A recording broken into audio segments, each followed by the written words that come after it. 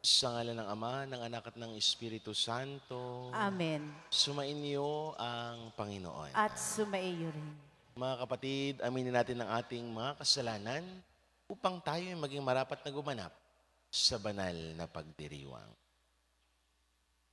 Inaamin ko sa makapangyarihang Diyos At sa inyong mga kapatid, na lubha akong nagkasala sa isip, sa salita at sa gawa, at sa aking pagkukulang.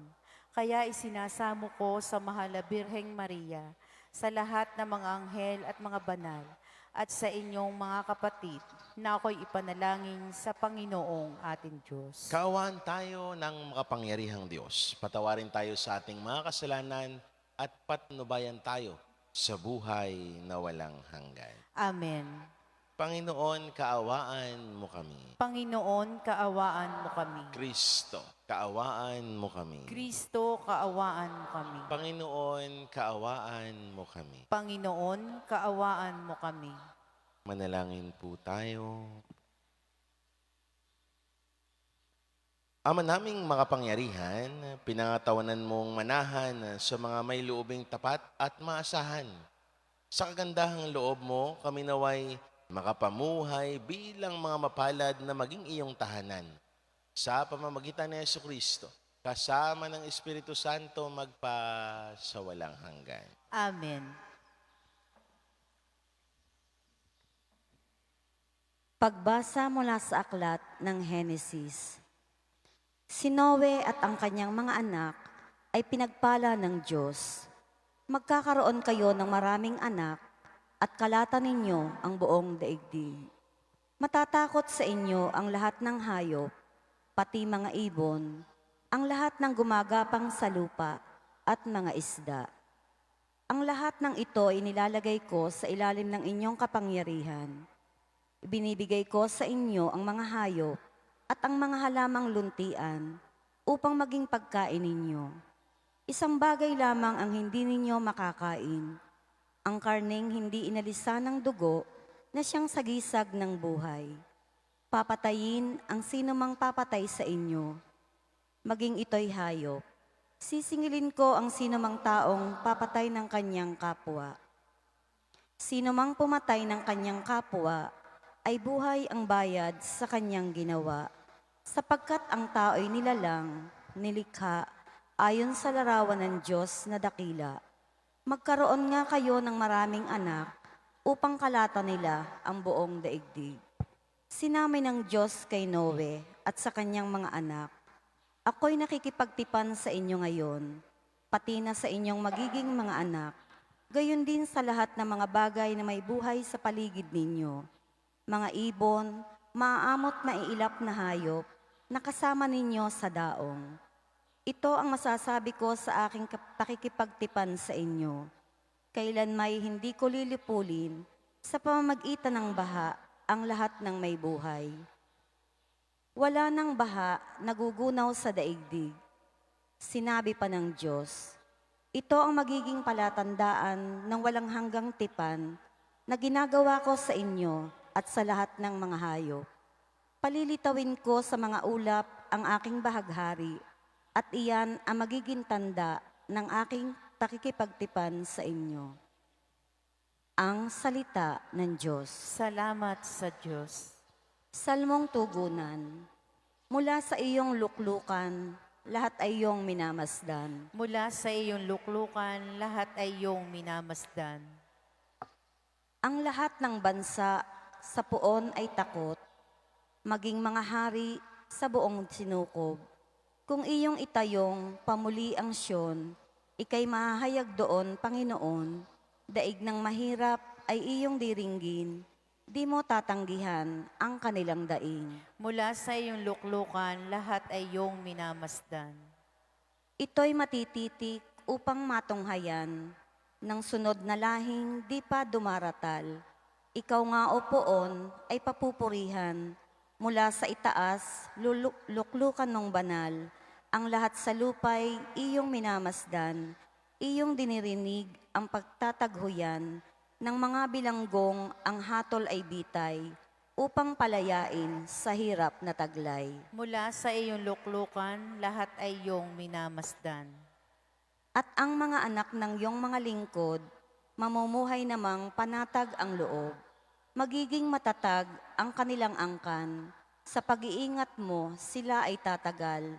Ano pat ang iyong ngalay mahahayag sa Siyon, o poon ikay ibabansag, pag ang mga bansa ay nagsama-sama sa banal na lungsod upang magsisamba. Mula sa iyong luklukan, lahat ay iyong minamasdan.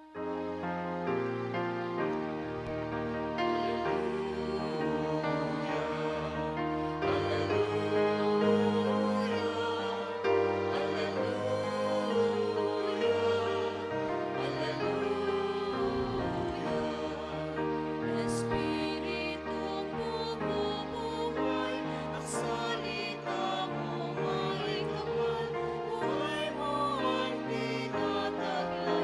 Alleluia. Hallelujah. Hallelujah.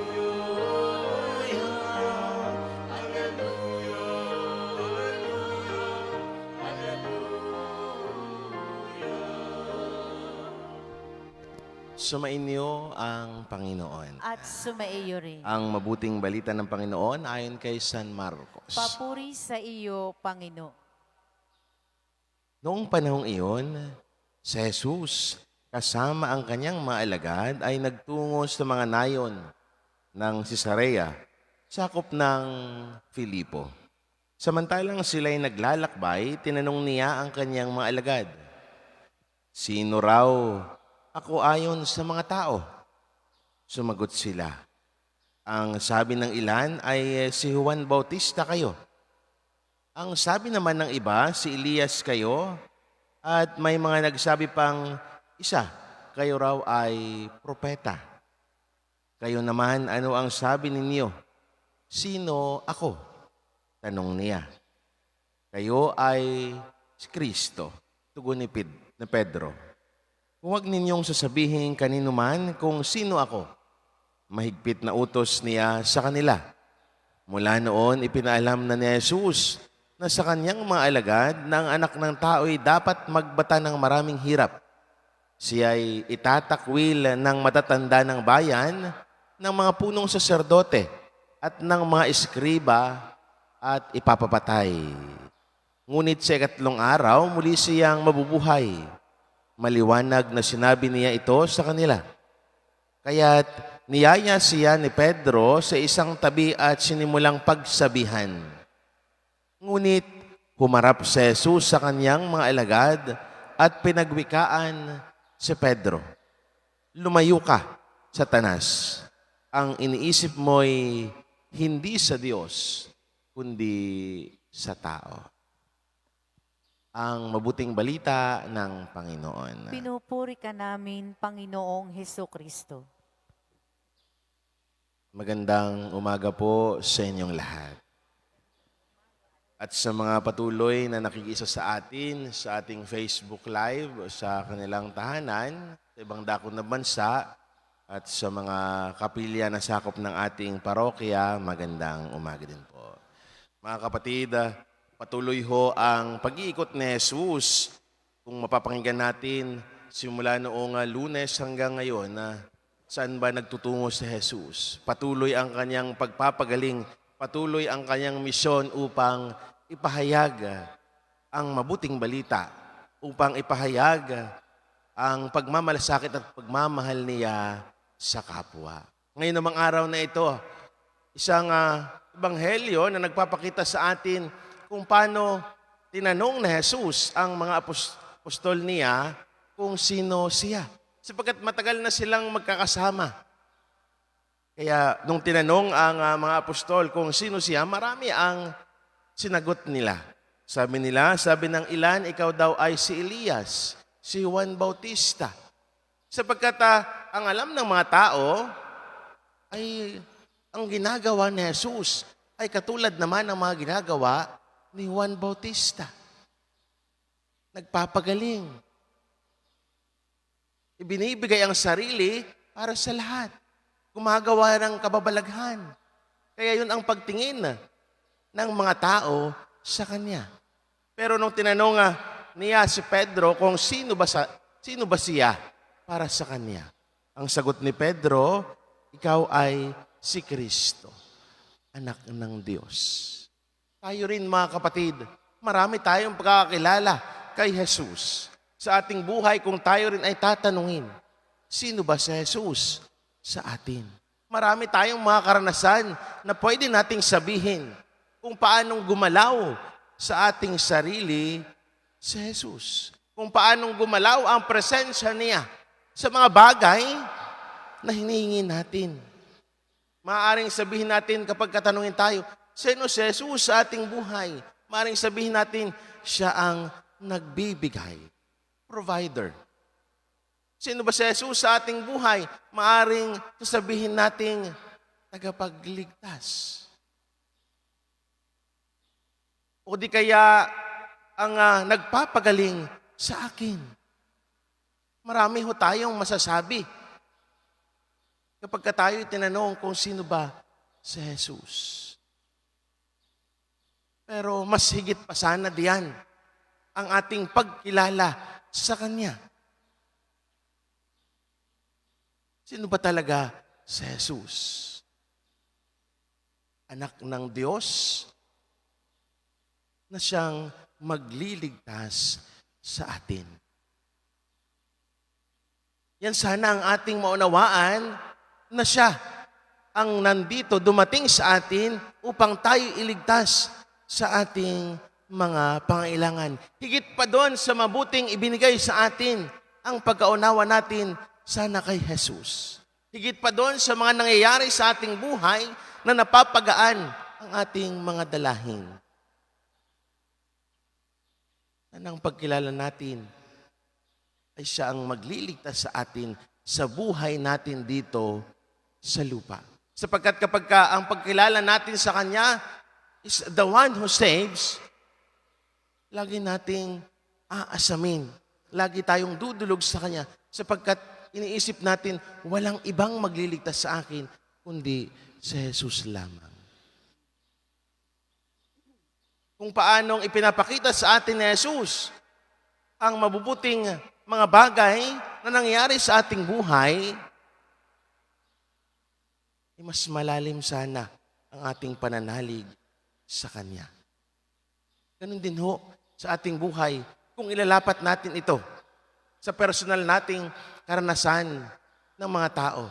Paano ba natin ginugustong makilala tayo ng mga tao? Kung tayo rin ang tatanungin, paano ba natin ginugustong sabihin ng mga tao kung ano tayo? Kung tayo rin mismo, sino ba siya? Ano ba ang gusto nating marinig? Maraming mga ganyan kung minsan, pag tinanong mo, sino ba itong taong ito? Sabihin, maligalig yan. Masungit yan. Hindi na nga bumabati sa akin. Hindi namamansin. Pero kung ang pagtanong mo lamang sa isang tao, sino ba siya? Ay, maganda ang loob niyan. Laging nagbibigay, mabait. Tayo mga kapatid, tanong natin sa ating mga sarili, paano ba natin ginugusto makilala tayo ng mga tao? Ano ba ang gusto nating marinig? Kaya kung gusto nating marinig ang mabuti, gumawa tayo ng mabuti. Kung gusto nating makarinig ng magandang salita sa mga tao, maging mabuti tayo sa kanila. Kita ho ninyo, dahil sa ginawa ni Jesus na kabutihan, ano ang naging balik nung tinanong siya? Tinanong niya ang mga apostol. Inalintulad siya kina Juan Bautista, kay Elias. Bakit? Mga taong ito ang gumawa ng mabuti para din sa ating kaligtasan. Kaya mabuti din ang tingin kay Jesus. Tayo, mga kapatid, tinatanong, hinahamon, paano ba tayo? Paano ba natin ginugustong makilala din tayo ng mga tao. Katulad ni Jesus, nakilala sa paggawa ng mabuti, nakilala na siya'y anak ng Diyos, ang tagapagligtas. Hari nawa, sa pamamagitan ng mabuting balita natin ngayon, masundan natin ang mga yapak ni Jesus, unti-unti, upang makilala din tayo ng mga tao na tayo ay may mabuting puso, na tayo ay tumitingin sa pangangailangan ng iba. Uli, isang magandang umaga sa inyong lahat.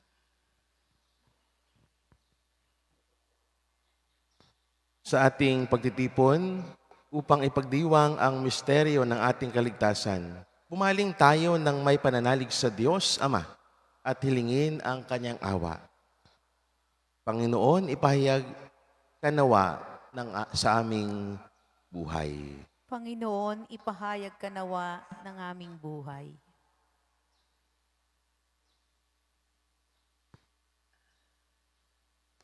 Ang Santo Papa, naway mapanatili ang simbahan sa pananampalataya ni San Pedro, manalangin tayo sa Panginoon. Panginoon, ipahayag ka nawa ng aming buhay. Ang lahat ng mga Kristiyano, naway makasunod sa yapak ni Kristo sa pamamagitan ng pagtanggap ng kanilang krus araw-araw bilang pakikiisa sa pagdurusa ng ating Panginoon. Manalangin tayo sa Panginoon. Panginoon, ipahayag ka nawa ng aming buhay. Ang mga nabibigatan at nahihirapan sa pagkupasa ng kanilang krus, naway makatagpo kay Kristo ng lakas at kaginhawahan. Manalangin tayo sa Panginoon. Panginoon, ipahayag ka nawa ng aming buhay. Ang mga may sakit, naway makita na tahib lamang ng krus ni Kristo ang kanilang karamdaman. Manalangin tayo sa Panginoon. Panginoon, ipahayag ka nawa ng aming buhay. Ang mga nauna na sa atin sa kabilang buhay, naway makita nila ang mananakop na nagpakasakit para sa kanila. Manalangin tayo sa Panginoon. Panginoon, ipahayag ka nawa ng aming buhay.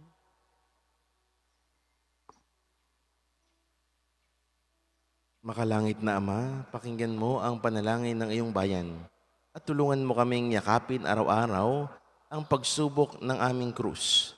Hinihiling namin ito sa pamamagitan ni Kristo na aming Panginoon. Amen.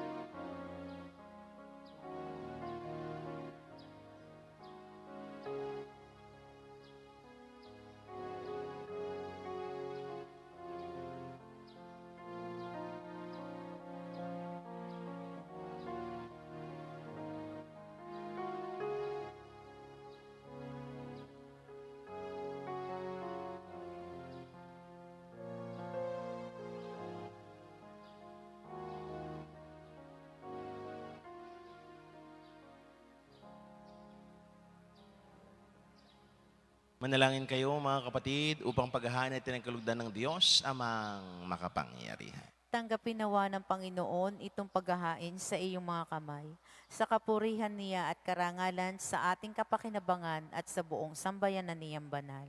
Ama naming lumikha, kami naway dalisayin at panibaguhin ng aming gaganaping paghahain.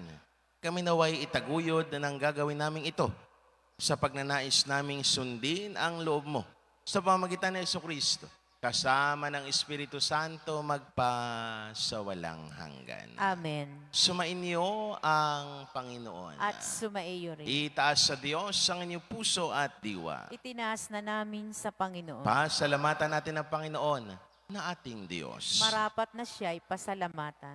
Ama naming makapangyarihan, tunay ngang marapat na ikaw ay aming pasalamatan. Ikanalugod mong likhain ang sanlibutan na iyong pinababago at idinarangal sa pamagitan ng iyong anak na kinalugdan. Kaya't utang na loob ng iyong mga itinatangi at ng mga banal na kapiling mo lagi ang iyong pagiliw at pagkakandili. Kaya kaisa ng mga anghel na nagsisiawit ng papuri sa iyo nang walang humpay sa kalangitan, kami nagbubuni sa iyong kadakilaan. Santo, Santo, Santong Panginoon Diyos ng mga hukbo, napupuno ang langit at lupa ng kadakilaan mo. O sana sa kaitaasan. Nagpala ang naparirito sa ngalan ng Panginoon. O sana sa kaitaasan. Ama naming banal, ikaw ang bukal ng tanang kabanalan. Kaya't sa pamamagitan ng iyong Espiritu, gawin mong banal ang mga kaloob na ito upang para sa amin maging katawan at dugo ng aming Panginoong Heso Kristo. Bago niya pinagtiis ang kusang loob na maging handog, hinawakan niya ang tinapay, pinasalamatan kaniya, pinaghati-hati niya iyon, niabot sa kanyang maalagad at sinabi, tanggapin ninyong lahat ito at kanin. Ito ang aking katawan na ihahandog para sa inyo.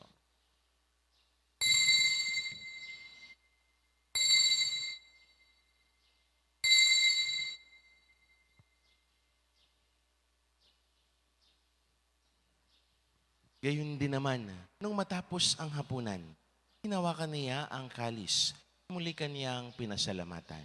Niabot niya ang kalis sa kanyang maalagad at sinabi, tanggapin ninyong lahat ito at inumin. Ito ang kalis ng aking dugo, ng bago at walang hanggang tipan. Ang aking dugo na ibubuhos para sa inyo at para sa lahat. Sa ikapagpatawad ng mga kasalanan, gawin niyo ito sa pag-alaala sa akin.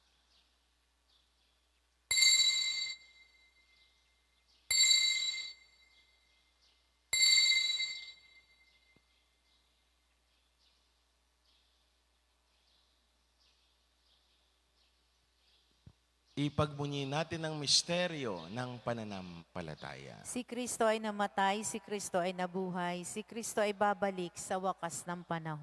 Ama, ginagawa namin ngayon ang pag-alaala sa pagkamatay at muling pagkabuhay ng iyong anak. Kaya't nialay namin sa iyo ang tinapay na nagbibigay buhay tangkalis na nagkakaloob ng kaligtasan.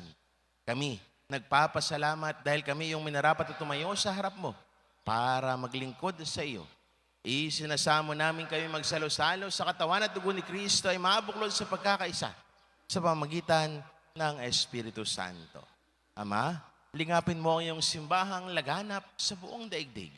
Puspusin mo kami sa pag-ibig kaysa ni Francisco na aming Papa, ni Gilbert naming Arsobispo at ng Tanang Kaparian. Alalahanin mo rin ang mga kapatid naming nahimlay nang may pag-asang sila'y muling mabubuhay. Gayon din ang lahat ng mga pumanaw.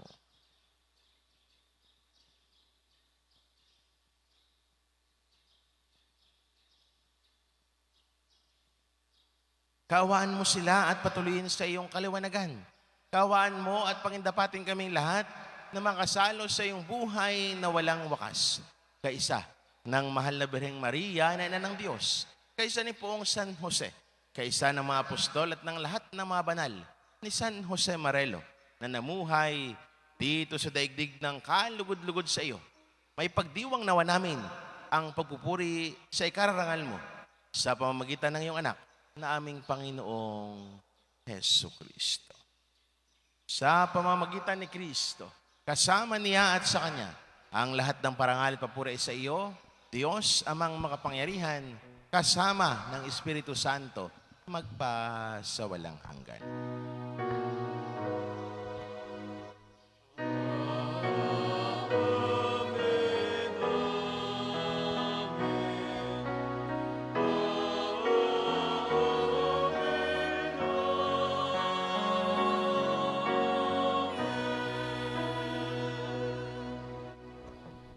Nang may kababaan ng loob, sama-sama nating dulog ang ating mga kahilingan sa panalang itinuro sa atin ng Panginoon. Ama namin, sumasalangit ka, sambahin ang ngalan mo, sa amin ang kaharian mo. Sundin ang loob mo dito sa lupa para nang sa langit. Bigyan mo kami ngayon ang aming kakanin sa araw-araw. At patawarin mo kami sa aming mga sala para ng pagpapatawad namin sa nagkakasala sa amin. At huwag mo kaming ipahintulot sa tukso at iadya mo kami sa lahat ng masama. Hinihiling namin kami adya sa lahat ng masama. Pagkalooban ng kapayapaan araw-araw, iligtas sa kasalan tilayo sa lahat ng kapahamakan. Samantalang aming pinanabikan ang dakilang araw ng pagpapahayag ng tagapagligtas naming si Hesu Kristo. Sapagkat iyo ang kaharian at ang kapangyarihan at ang kapurihan magpakailanman. Amen. Panginoong Hesu Kristo, sinabi mo sa iyong mga apostol, kapayapaan ang iniiwan ko sa inyo. Ang aking kapayapaan ang ibinibigay ko sa inyo. Tunghayan mo ang aming pananampalataya at huwag naman ang aming mga pagkakasala. Pagkalooban mo kami ng kapayapaan at pagkakaisa ayon sa iyong kalooban, kasama ng Espiritu Santo, magpasawalang hanggan. Amen. Ang kapayapaan ng Panginoon ay laging sumainyo. At sumaiyo rin. Magbigayin kayo ng kapayapaan sa isa't isa. Peace be with you po. Kordero ng Diyos na nag-aalis ng mga kasalanan ng sanlibutan, maawa ka sa amin. Kordero ng Diyos na nag-aalis ng mga kasalanan ng sanlibutan, maawa ka sa amin. Kordero ng Diyos na nag-aalis ng mga kasalanan ng sanlibutan, ipagkaloob mo sa amin ang kapayapaan.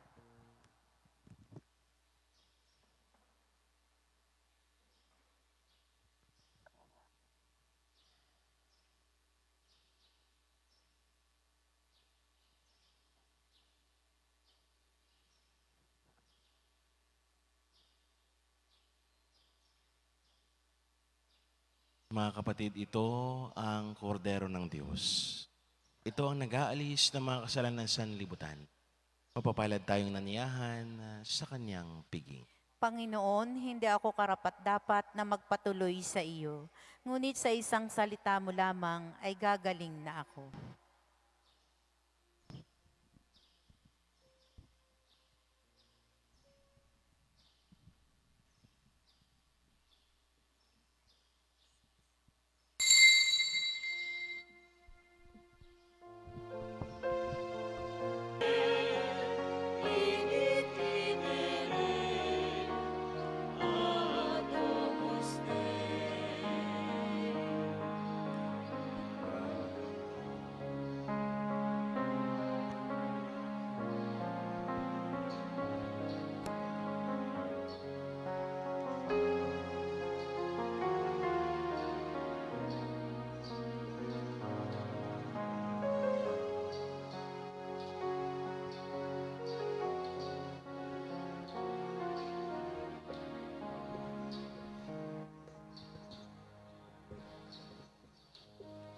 Manalangin po tayo. Ama naming mapagmahal, kaming pinapagsalo mo sa banal na pagkikinabang, ay gawin mong laging manabik na pagsaluhan ang kaloob mong ito sa aming ikabubuhay. Sa pamamagitan ng Yesu Kristo, kasama ng Espiritu Santo magpasawalang hanggan. Amen. Sumainyo ang Panginoon. At sumaiyo rin. At pagpalain kayo ng maawain, mapagmahal at makapangyarihang Diyos. Sa ngalan ng Ama, ng Anak at ng Espiritu Santo. Amen. Ang banal na misa ay naialay na. Humayo kayong taglayang kapayapaan at pag-ibig ng Diyos. Salamat sa Diyos.